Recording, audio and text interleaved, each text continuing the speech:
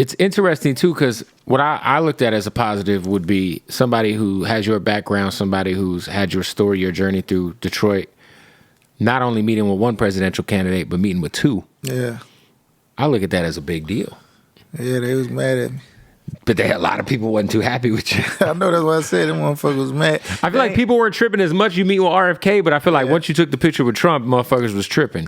Yeah, I mean, at the end of the day, I don't blame them. You know, they didn't understand what was going on, and they didn't understand my thinking and my mentality about everything and where I stand just with shit, period, outside of music. You know, I don't know. I don't think I talk too much, you know what I mean, like about myself other than doing interviews. So a motherfucker might not know I got a whole lot of sense. And I know better. I know to listen to all, if I'm voting, I know to listen to all candidates. You know what I mean? Don't shut nobody out and don't just run with what mainstream media say. I try to do my own independent research. I understand that I don't have to have no emotional connection to none of them. You know what I mean? I'm not with a party. I'm not a Republican. I'm not a Democrat. Right. I'm not any of that. I'm just a black man that make music, you know what I'm saying, from the trenches. So for me, it's like I always believed in going to the source to ask my questions instead of getting them third hand. Yeah, getting them with like I guess with some cut on it. Yeah, exactly. Even if I hear some shit that's possibly true, I still want to figure it out on my own. Right. You know what I'm saying? So, but that aside, I understand why people would have felt the way. You know, we black, we motherfuckers feel how they feel. You know what I mean? But for me, it's like, nah, I want to go see what's happening. I feel like too, like it feels like at times, like, you know, somebody who's been a lifelong Democrat, it feels like the Democratic Party takes advantage of the black vote so much. Without a doubt. They feel entitled to our votes. 100%. They don't have to earn it anymore, I feel We've been the black community, lifelong Democrats. Mm-hmm. Dr. King was a registered Republican. Crazy. That's crazy, right? That's crazy. Yeah.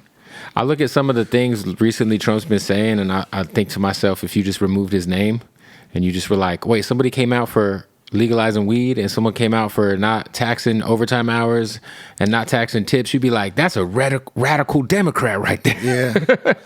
Shit, wow, you still a Democrat? I'm independent, dog. You know, I hit you when you were RFK because that's who I was going to vote for. Yeah, I fuck with RFK. He's talking that health shit. He's talking about cleaning up the food. It ain't about no size with RFK. It's about what right and wrong with him, you know. And he's strong about how he feel with his opinions. Mm-hmm. You know, he not a tribal member. No, you know, he don't move as if he in a tribe. Like he was a Democrat. And they made it impossible. They made it impossible for him to stay a Democrat. Facts. That's a fact. They changed all kind of rules. They attacked homes. He tried to keep it gangster with us about COVID. Mm-hmm. The whole time. And he was right. And it came out that he was right. Yeah. But he had already got dragged and got canceled and all that. It's crazy. I think his family went against him and shit. It's wild. Well, you know, I think some of his family, a couple of members are in the Biden cabinet in some capacity. Yeah. It's wild though, like you said, like on that COVID shit. Like I'm like, bro, this guy was right the whole time. He was right. I don't think he be right about everything, but nobody be. That's what I was about to say. Ain't nobody 100% correct about everything that they say. Excuse me, all they political views and all that. You know what I mean? I don't never believe 100% of everything anybody say. For sure. I mean? You gotta have your own mindset. You gotta have your own opinions, you know what I mean? Do your research and come up with what you come up with. 100%. Then we got to take our personal feelings out this shit. Stop being so emotional, attached to politicians. A tribe. Stop being so tribal. Exactly. We be tribal, and at the end of the day, people are worried about the vessel more than they're worried about the policies. You know what people fail to realize? Them folks is colleagues. They all on the same team. They say left wing, right wing, same bird. Same bird. The same bird. They all on one. They in one team. They in one circle. They colleagues. Them people know each other. They genuinely know each other. Yeah. You know, it's us that choose sides. You know what I mean? They divide us on like the fringe issues that. I mean, the shit that really should matter is like, are we gonna go to World War III or not? That's what really matters. And I feel like I don't know the way this shit. But they got us fighting over like abortion and like random fringe shit where it's like.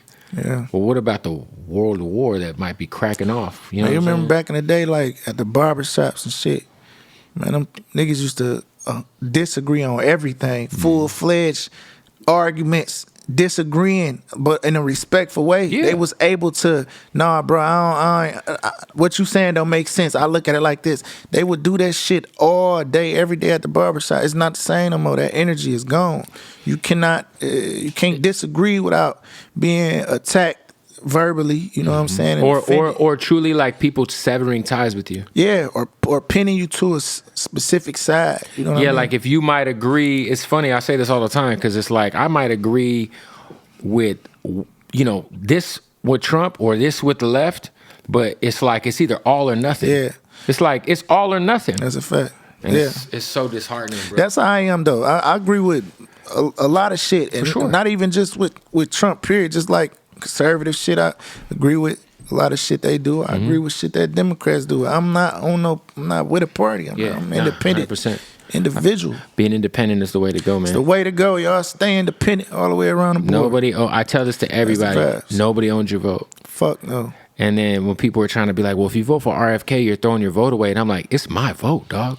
It's not throwing, like, to me, that's the state of mind that they want you to be in. So you have to choose between two parties. Yeah. And it's like, well, it's my vote. Fuck what y'all think. Yeah. I ain't throwing my vote away because I'm voting with who I feel like is the best choice. That's a fact. So it's interesting to say the least, man.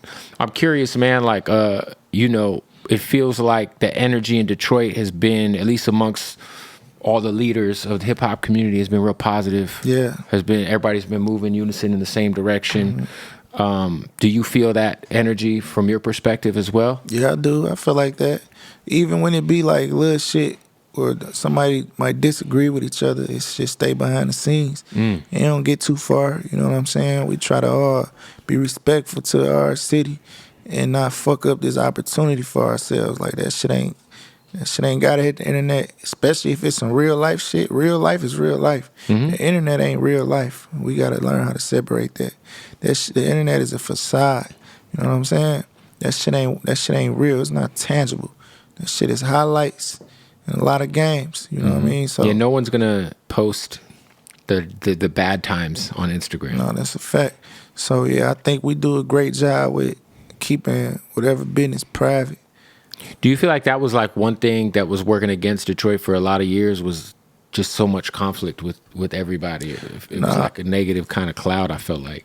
It was definitely a negative cloud, but I don't think that's what the problem was. I think the problem was the world didn't understand that sound. I remember in like 2014, bro, I went to New York and I went to play one of the biggest songs in Detroit at the time. Two of them. It was Money Phone. Money Phone was my shit. And I had a song called Dancing. I went to play that shit in New York for them labels. They like, what the fuck is this? They thought it was trash. They thought it was terrible. It's the same type of beats that I rap on right now. Same lingo, same everything. The world just wasn't ready to accept that sound. It took some time. It's a unique sound. You know what I'm saying? Our music sped up, everything fast down that motherfucker. Like, so I just think it was the time, and I don't think it was necessarily the beefs niggas had. I mean, at the end of the day, usually the smoke turns shit up. Right. You know what I'm saying? If we being ignorant about it. But yeah, I think it was the sound and the timing.